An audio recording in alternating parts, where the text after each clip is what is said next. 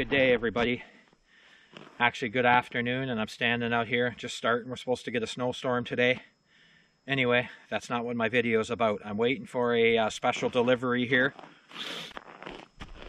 and it should be arriving, I would say, within 15 minutes. And it's a big reveal here, at least for me, in this household. And when I say big reveal, I mean, you'll see. Physically big reveal. So we'll see what happens in the next 15 minutes, and we'll go from there. Big surprise. All right, have a look down the road.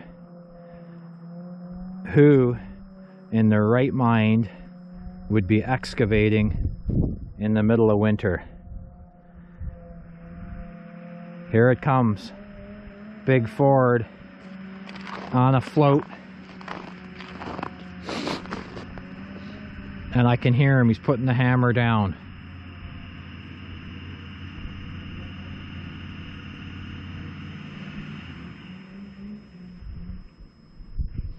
And he stopped.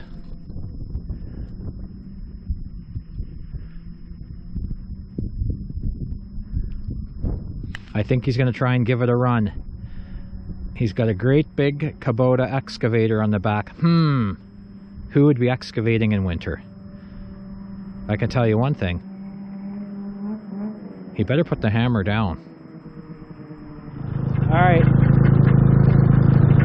The F450 failed coming up the road. That F450 on that big trailer, she failed. She couldn't bring that KX 080 up the hill.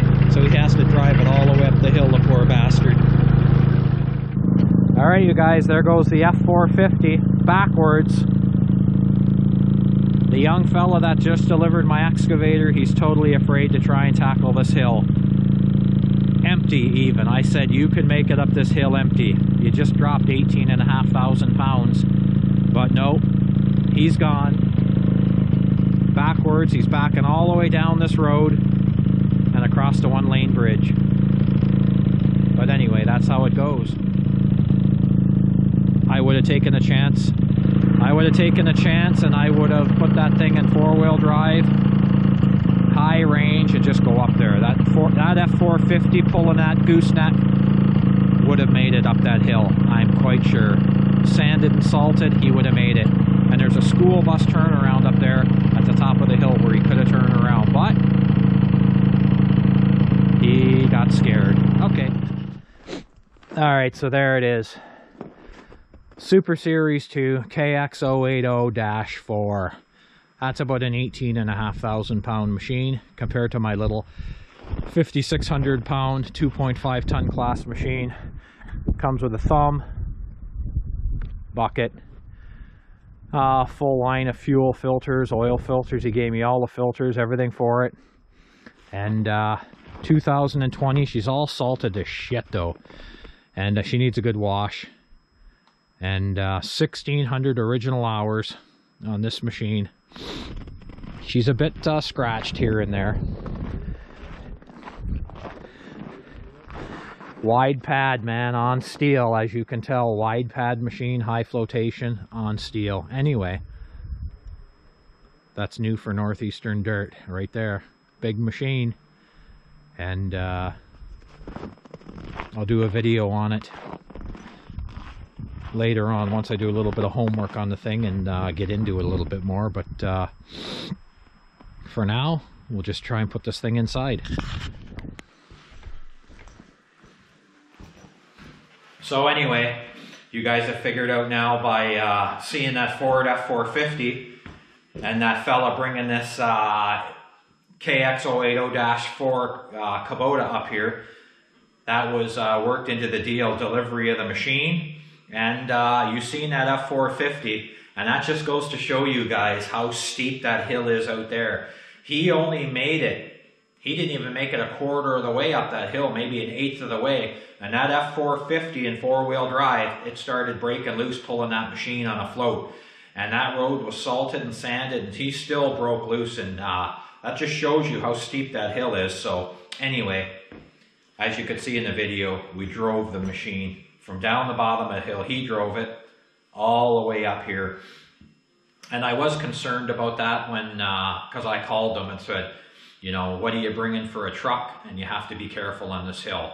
And I told him, you may not make it. And he didn't. The young fella tried her in that F450 Ford. She couldn't do the job. And he had very poor tires on that truck. I looked at his tires. They were very poor. If he'd have maybe had a good set of snowies on there and had that excavator a little bit more on toward the front of the trailer slightly. He had this machine too far back. When I looked at the way that machine was loaded, that machine was sitting too far toward the rear of the trailer, actually starting to move back off the rear axles. And I go, you need tongue weight on that truck. So anyway, that didn't help either. I think he had that trailer loaded, to me, a little bit incorrectly. That excavator should have been more toward the gooseneck in the front of the trailer, just slightly, to put a little more tongue weight on that truck and find that balance. All right, good morning, everybody. Mike here from Northeastern Dirt and Property Maintenance. And she's snowing out there pretty good today. It's just starting to snow this morning. We're into a mild spell here. Supposed to be up to 2 to 3 degrees today, which is okay as long as we don't get that icy meltdown. But it is snowing right now. And that's where we are. I think early February, whatever it may be, I have no idea. But anyway, as you guys know, if you watch my previous videos, I was talking about a bigger excavator, and we know where this video is going anyway. You can just tell. But I was talking about a bigger excavator, and I've been on the hunt for a bigger excavator for up here.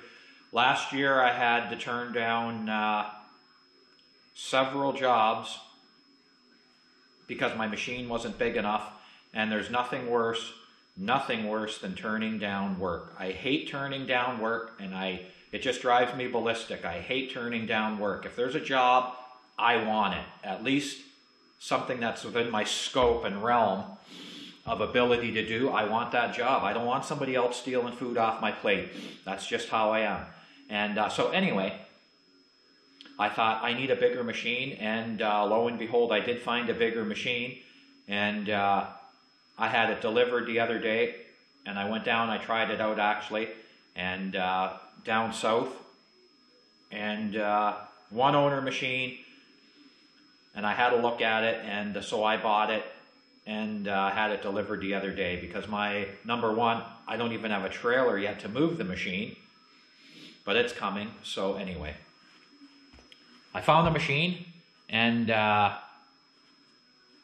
here it is, and I brought it in the shop. It's a little dirty, and it's used, mind you, low hour, what I call a lower hour machine, and I just find it hard to find good quality, low hour heavy equipment, especially now.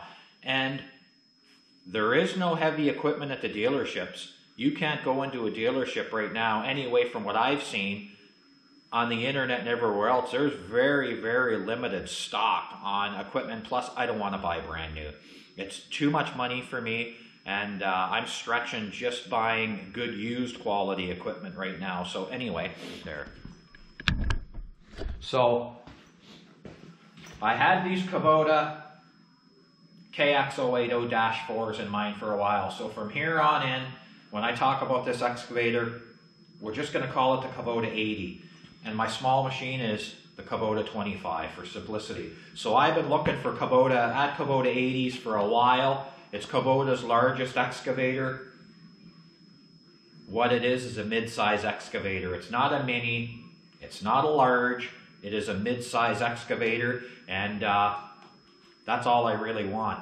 And I was looking for a good mid-size excavator, and I really didn't care. My preference was the KUBOTA 80 because I have KUBOTA equipment already, and I have a dealer in North Bay. I didn't really care if it was an E85 Bobcat, maybe. I really didn't want that, but I would have bought one. A Yanmar VIO 80 or 100, I probably would have bought that too. A KUBOTA 80, and I would have bought Kobelco, probably Komatsu or something. The Bobcat would have been in there because it's the right size machine, but it wasn't at the top of my list. I like the Japanese stuff. I am pro Kubota, so really I'm biased toward Kubota. So that's really what I was looking for, and that's what I found, luckily. I mean, I found different machines out there, and they're either too beat up, neglected, stored outside, and I really didn't want that. So I found kind of a happy medium with this machine. It's got some scuffs and scratches, but it's got the hours, and it's in pretty good shape all the way around. So between the shape and the hours, I think that's the machine for me. And another thing I believe coming this spring, we're going to call it this COVID spring, with this disgusting COVID stuff going on. I think you're going to have a hell of a time finding good equipment this spring. It's just going to be it's going to be insane trying to find good used equipment, and you'll be lucky. You better get your order in for new equipment because it's taking months. It seems to take months to get anything nowadays, and if you don't have your order in already for springtime, and you got work to do, you're going to be shit out of luck because it's taking months to get any heavy equipment in. And who wants to sit idle in the spring or rent a machine to keep your business going? So anyway, I took the plunge now, and I spent the money now, and I seen the machine, and I'm going to buy when everybody else is sitting idle. At least that's what my mindset is.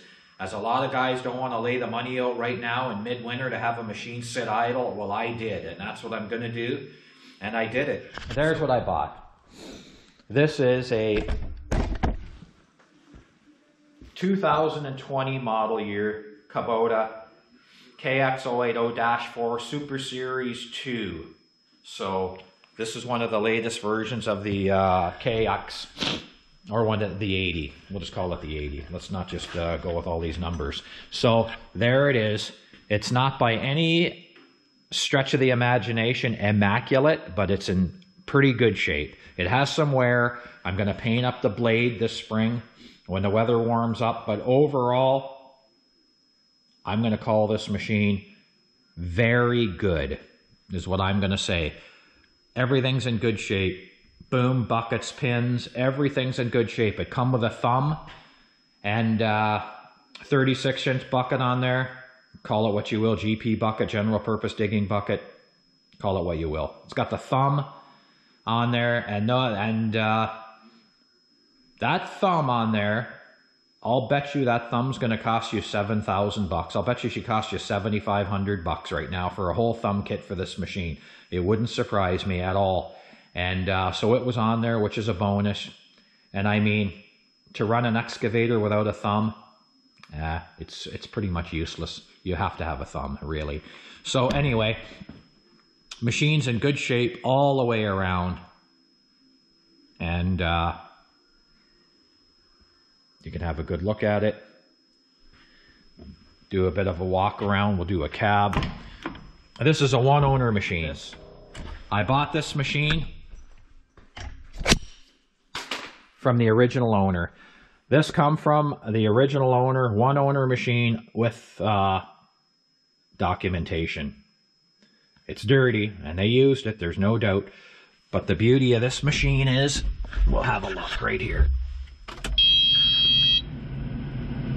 She's got 1,600 hours on her, 1,636 hours. So, in heavy equipment terms, that's pretty low hours, really, for this machine. 2020, 1,600 and change hours on it. And it also comes with, and that probably would not have been my choice, but I like the machine and I like the condition. It's got the wide pads on it, steel, and those are almost 2 feet. I think they run 600 millimeter on steel.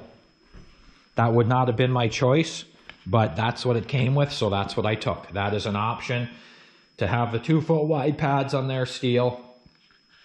And another thing this machine come from, these guys sprung for, is they put a Bika Max made in Germany, full auto lube system plumbed into this thing. This has got full auto lube system on it, this machine, and which is another nice feature, but I'll get into that later. And I'm just working right now on cleaning this machine. This machine, it just doesn't meet my standards for cleanliness. I want it clean and tidy so I can look at stuff and change filters, and I'm doing a complete maintenance on this machine.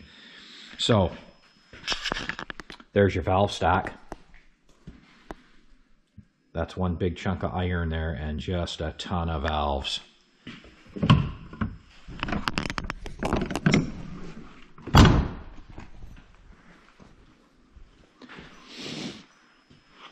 Yeah, so you can see it needs a little bit of touching up. I want to get some Kubota paint in the spring when the weather warms up, and I want to paint that undercarriage. I just want that undercarriage looking like new. That's just how I am. I mean, when the things warm up in May, April, hopefully before I get this thing on the job, I want this thing painted up.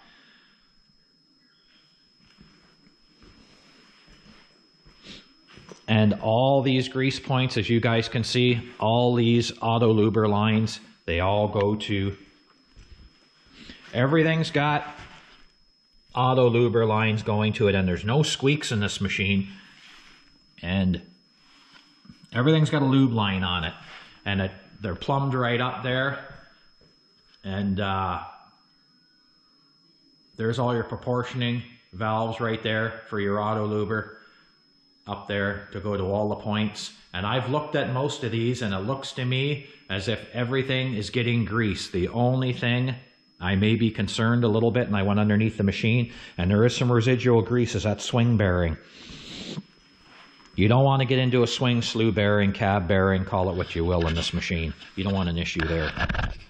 That U25 Super Series back there in the corner, my small machine, as you guys have seen in previous videos, the mini excavators, like anything, they have their place, and sometimes jobs are too big for them. But anyway, that little 25 in the corner, U25, that's a 5,600 pound machine, so we'll call it 2.5 ton class, and 3 ton, call it what you will.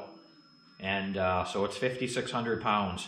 In retrospect now, looking at this big 80, and a lot of guys will look at this 80 that got big machines and they'll call this a small machine, which it is. It's a mid-size machine.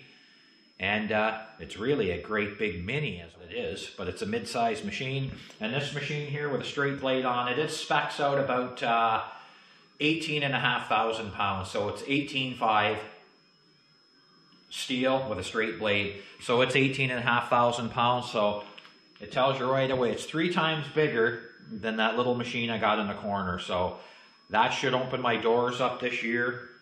And it takes a while. I mean, you're not gonna get rich excavating. You know what? It's a long-term gig, and you got to work at it. You got to sell yourself, and you got to hustle. But anyway, and you got to do good work. People want you, if they're paying for it, they want you to do the best work you can anyway.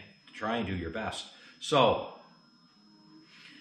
you're not going to pay for a machine like this the first year. I can tell you that right away.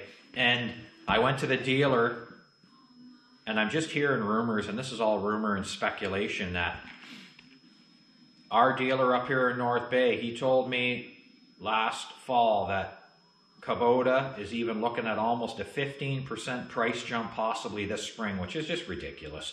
Everything's gone so ridiculously overpriced. It is. And I wouldn't be surprised. I just did some math in my head on this 80 Kubota. With that thumb and that 36 GP bucket on there in this machine now is speccing in the 140s new, 140 plus $1,000 new. And then you add a thumb, and you stick your bucket on there, and you put your HST on there and everything else. This machine, I'm saying, is probably going to push toward 170,000 bucks this year.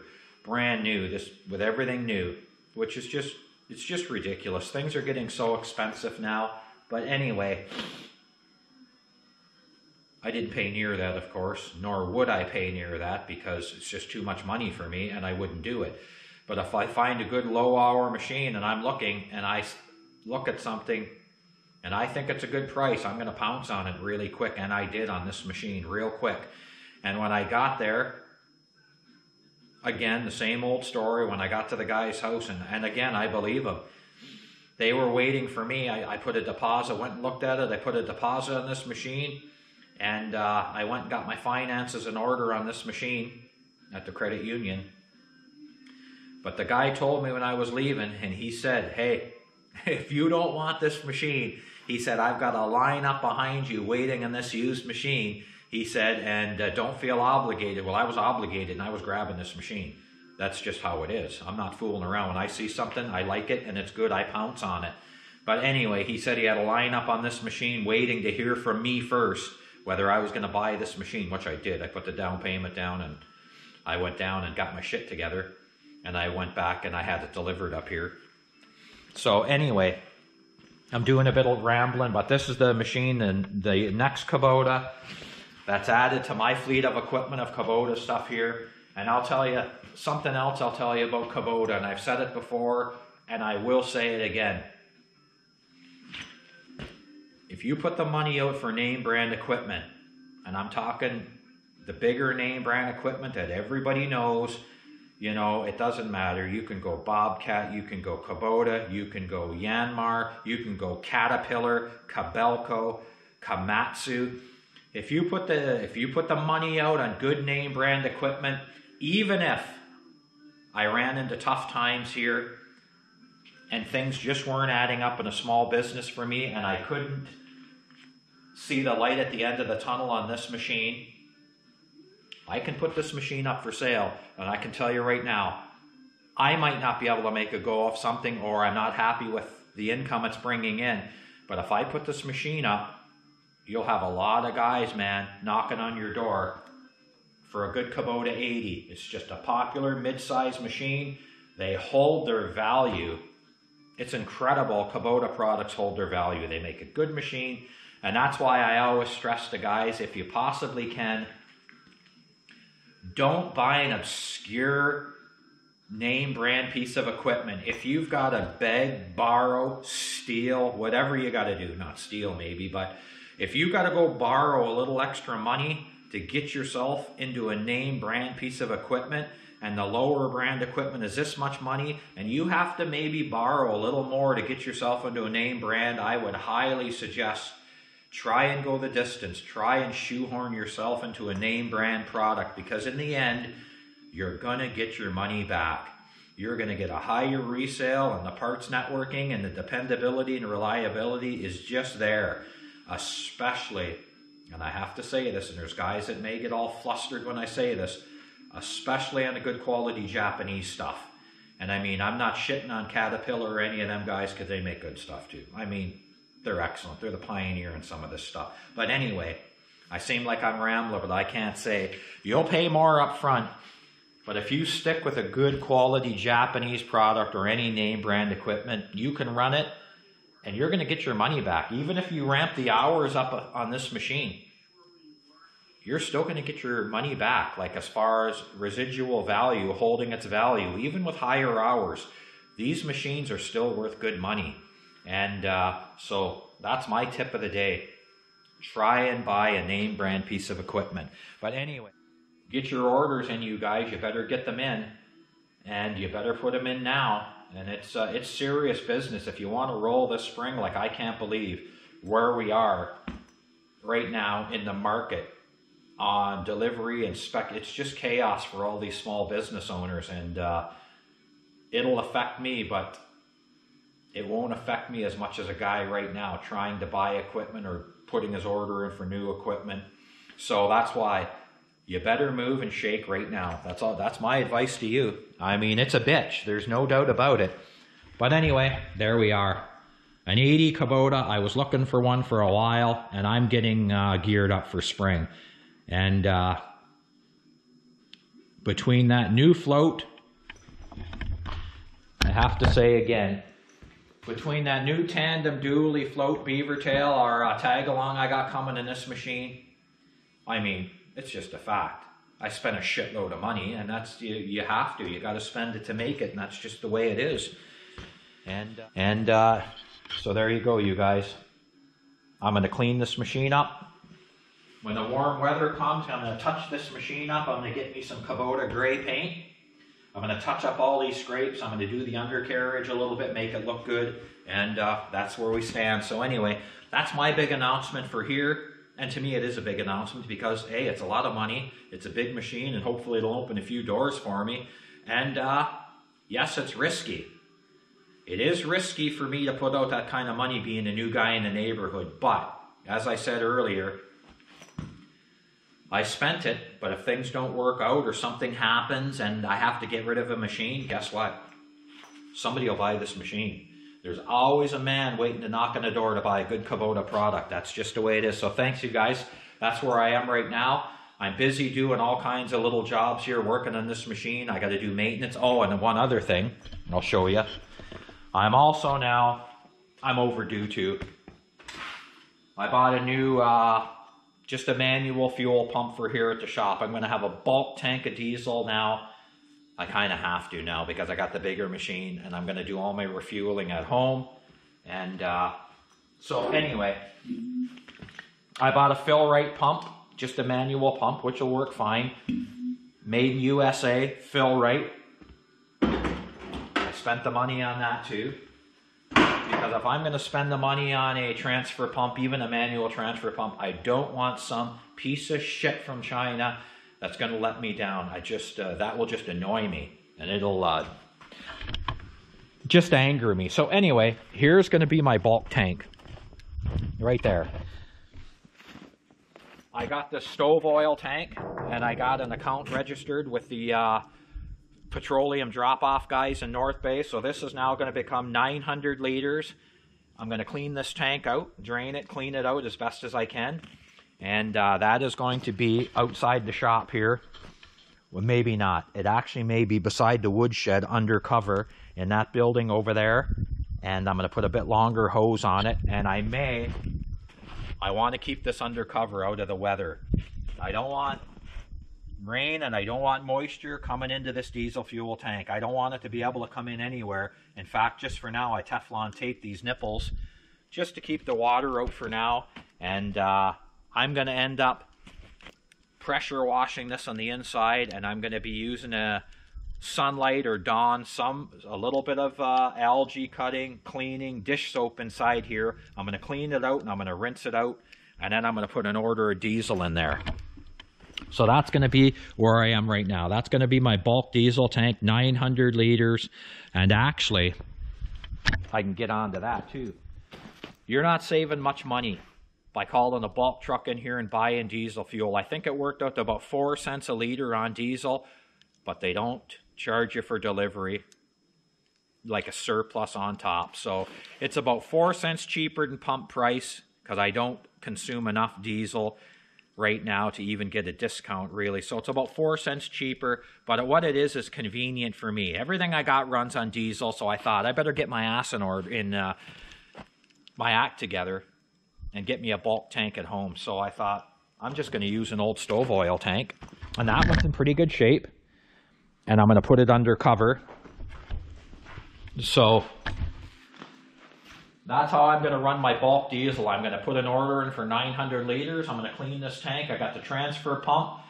And fill that thing up and just have bulk diesel at home and quit fooling around. So that's where I've been lately.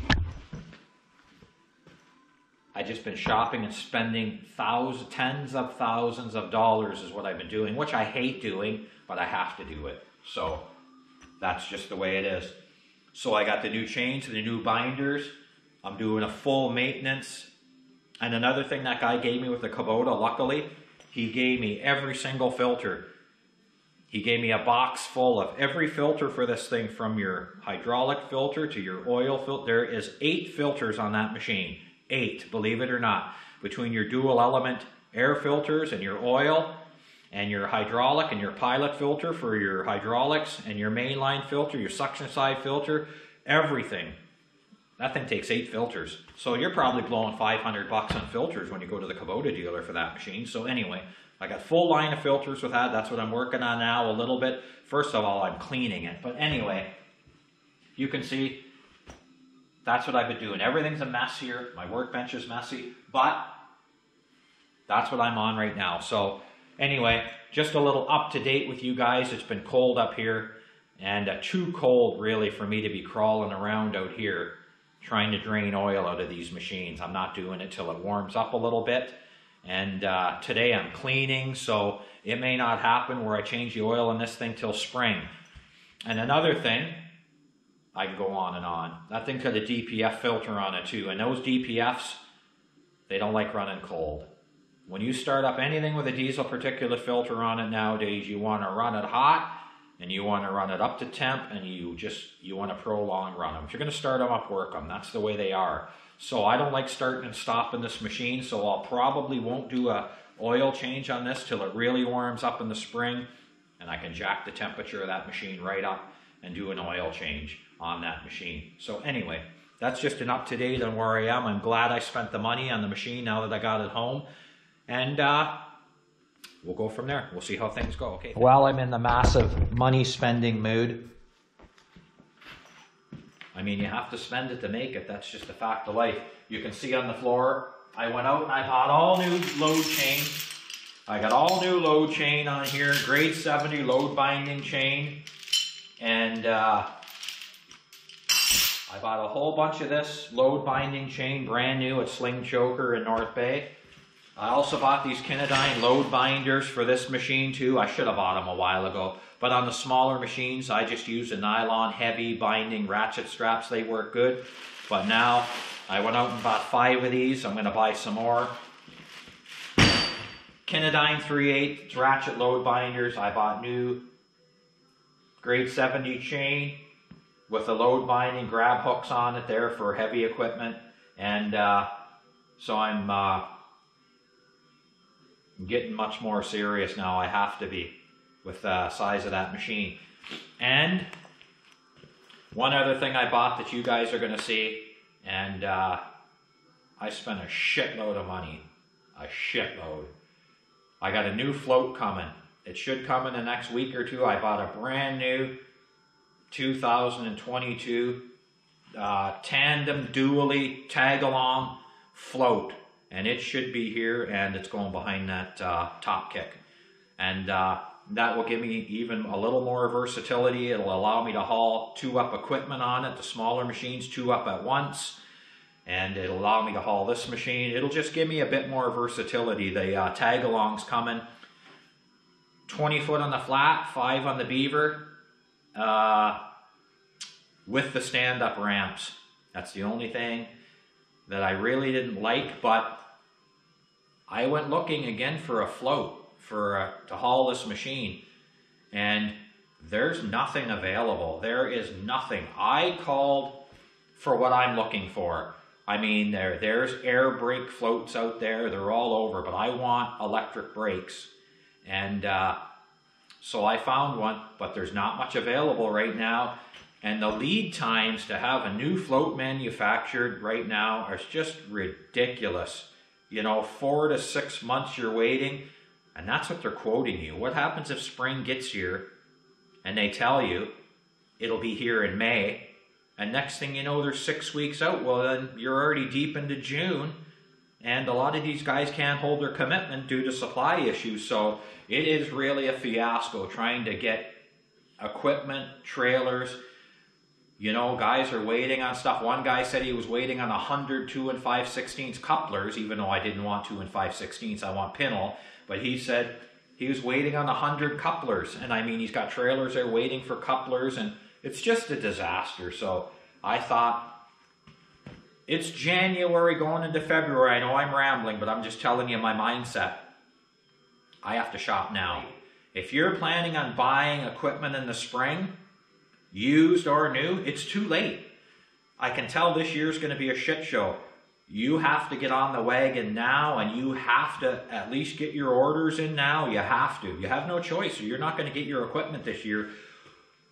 Or you have to snap up if you're lucky to find something at the dealership that he may have sitting in a lot. I went by the Kubota dealer yesterday, North Bay, and lo and behold, I almost shit myself. He had one brand new excavator out there. It might have been a 40 Kubota It might have been a 57, I'm not sure, but he had one machine there and it looked like it had just came in. It had no snow on it. So it's one machine, brand new, and it might even be sold. A lot of the stuff coming into these dealerships now is pre-sold. Well, that makes it tough for everybody. I mean, you have to commit, you have to put a down payment down, and you have to wait months. So I'm not in a position to do that. Come this spring, I want to rock and roll. I want to hook up, load up, and I want to go to work. So I've been hunting hard, and I found a machine, and I didn't want to put out $170,000 either on a machine and go into that much debt. I just don't want to. I'm not interested. So anyway, I know I'm rambling, but that's just my mindset. Okay, so in closing, you guys, you've seen this video on this Kubota 80, but I'd also like to make one final statement on this video, and it may piss some people off. It doesn't really matter to me. It doesn't matter to me whether you get pissed off or not. I make YouTube videos because I enjoy making them, and I like reaching out and showing people stuff, and maybe you've got the same interest as me, but maybe not. But anyway, in closing, I'm going to make a statement that I support that trucking industry wholeheartedly. And I support the right of freedom of choice 100%. Nobody likes being shoehorned in a corner and told what to do, especially by Justin Trudeau. I will say that. And by the Liberals. And that kind of mentality does nobody any good.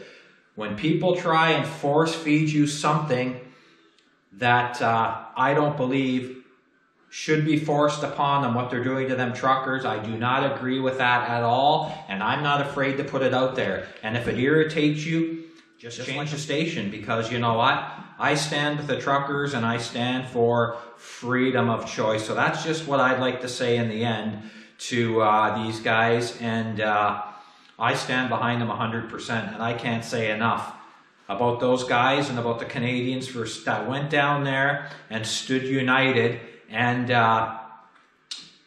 watching the media just makes me sick anymore when you watch this media circus they got going on and the smearing campaign. You can see that that Liberal government is trying everything behind closed doors to make a legitimate protest a real bad thing, because they're afraid and they don't like it, and they don't like the fact that we don't stand united on a lot of issues here in Canada. But I can tell you one thing.